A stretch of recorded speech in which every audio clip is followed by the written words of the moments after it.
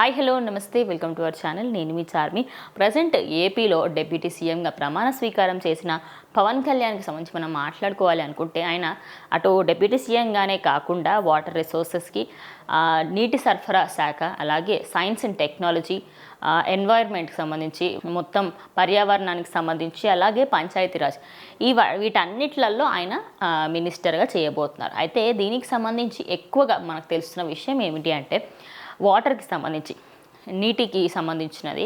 ఎందుకు అంటే, ఒకప్పుడు ఆయన పాదయాత్ర చేస్తున్నప్పుడు అనుకోవచ్చు, లేకపోతే వారాహి యాత్ర చేస్తున్నప్పుడు అనుకోవచ్చు, ఆయన అరకు వెళ్ళినప్పుడు ఒక ఊరు నుంచి వెళ్తున్న సమయంలో ఒక 70 ఏళ్ళ ముసలావిడ బిందెలు పెట్టి అక్కడ ఆపేసి, మీతో ఒకసారి మాట్లాడాలి అని చెప్పేసి తను అడిగిందంట.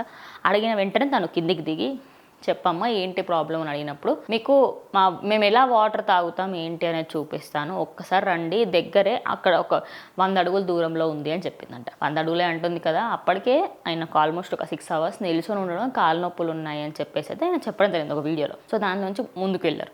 100 అడుగులు కాస్త 1000 కాస్త 7 కిలోమీటర్ల వరకు నడుచుకుంటూ తీసుకువెళ్ళి ఒక చిన్న చెరువులాగా ఉందంట అది. అందులో ట్యాడ్పోల్స్, అవే కప్పలకు సంబంధించిన ఎగ్స్, చిన్న చిన్న పురుగుల పైన తేలుతున్నట్టు పవన్ కళ్యాణ్కి అనిపించాయంట. అయితే ఈ నీళ్ళనే మేము జాలి పట్టి వడకట్టుకొని తాగుతాము అని చెప్పేసి చెప్పిందట. అయితే ఆ విషయం ఆమె చెప్పినప్పుడు కూడా, మీరు మాకు ఇప్పుడేం చేయకపోయినా కూడా మీరు ఫ్యూచర్లో గవర్నమెంట్ ఫామ్ చేసినప్పుడు ఖచ్చితంగా నన్ను గుర్తుపెట్టుకోండి, మాకు ఖచ్చితంగా మీరు ఏదో ఒక హెల్ప్ చేయాలని నేను కోరుకుంటున్నాను అని చెప్పేసి ఆవిడ చెప్పిందట. ఆయన నీటి సరఫరాకి సంబంధించిన శాఖ తీసుకోవడానికి గల మెయిన్ రీజన్ అయితే ఇదే అంటున్నారు.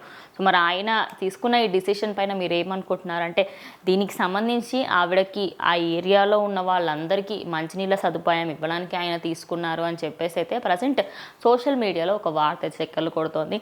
మరి దీనిపైన మీరేమనుకుంటున్నారు ఏంటనేది ఖచ్చితంగా కింద కామెంట్ బాక్స్లో తెలియజేయండి. ఇది వాళ్ళ వీడియో. ఇంకో వీడియోతో మళ్ళీ కలుస్తాం.